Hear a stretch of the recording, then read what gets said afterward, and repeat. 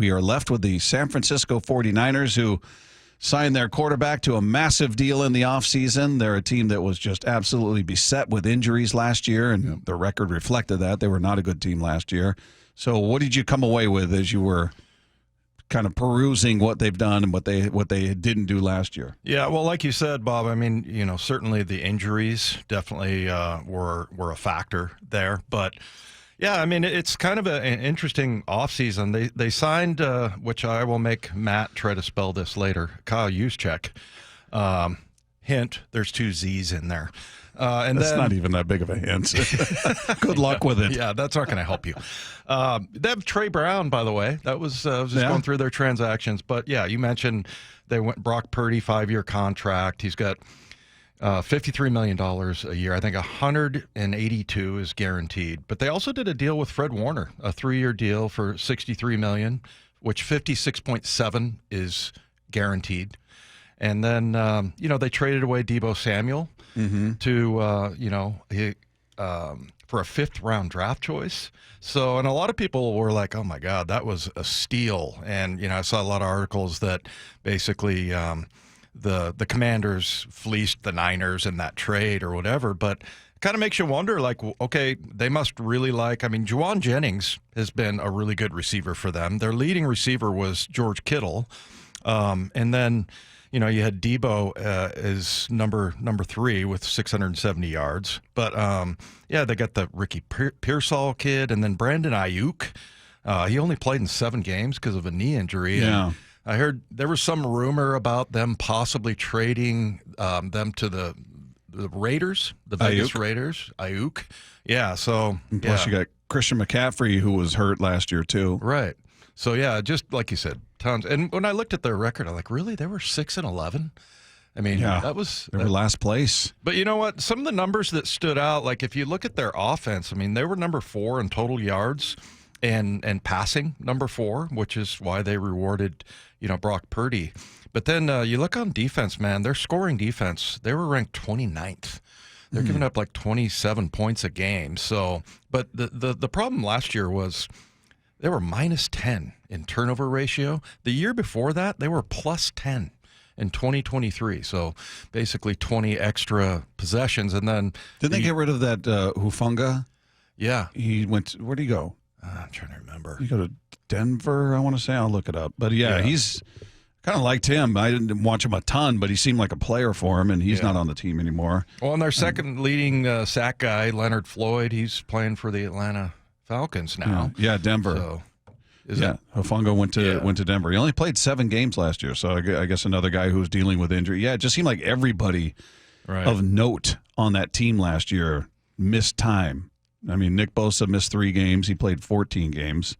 Had 9 sacks for him last year, but but it seems like they always find a running back, right? Yeah. I mean, there was that one year they went to the I don't know if it's the NFC Championship game, but they had 3 guys that were, had like 800 yards. But last year, Jordan Mason, that was the sort of bell cow. He had 9 touchdowns, 789. right? Or no, 3 touchdowns, excuse me. Yeah, 3 touchdowns, 9 plays over 20 yards, and I bet you 3 of them were in that first game against the Seahawks. Purdy had the most rushing touchdowns for him last year.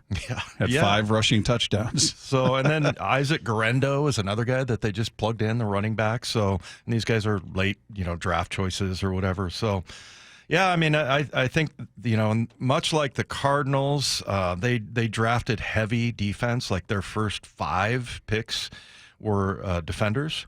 So, yeah, I mean, I just Nick Bosa is kind of, declining a little bit. If you look at his numbers, I mean, 2-3 years ago, 2022, he had 18.5 sacks, led the NFL. And then, it went 10.5 and then down to 9. He missed 3 games last year. So, yeah, it's they went heavy defense, and we'll see. And I thought it was wise to reward Fred Warner for sure. But, But, some of these, especially the turnover ratio, man, it just doesn't sound like a Kyle Shanahan coach team. So what do you, in looking at them, and we'll see ultimately what rosters look like. Everybody's still an unfinished product out there. But what do you – I expect them to be decidedly better than they were last year. I mean, it just, again, every player of note. It wasn't just guys at the back end of the roster that were out.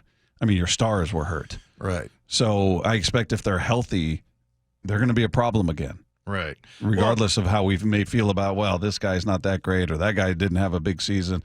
I don't know. They're one of everybody in the division is a problem, whether they're having a good year or a bad year. But I expect the 49ers to be in the thick of it. Yeah, I do too. And I think a lot of it is because of the coaching. But, you look at, I think you don't have to look any further than Jordan Mason and Isaac Guerrero. Now, these guys didn't light the world on fire, but they were efficient and they got plugged in, and they have such a good run game that and a little bit of that's gonna, I think, be on display here, with Clint Kubiak coming out of that system as well. So, and there's a lot of connections between Kubiak and Shanahan. That goes back to when I was on the team in Denver with Mike Shanahan, and Kubiak was, like an offensive specialist or whatever, his dad, Gary. Yeah. And then, Clint kind of grew up in that. So, I mean, you look at Jordan Mason and Guerrero, those are guys that are, weren't first-round draft choices or anything, and yet they've plugged him in and had some success. A couple of comments. Bill Barnwell named the 49ers the team least likely to use the word rebuild.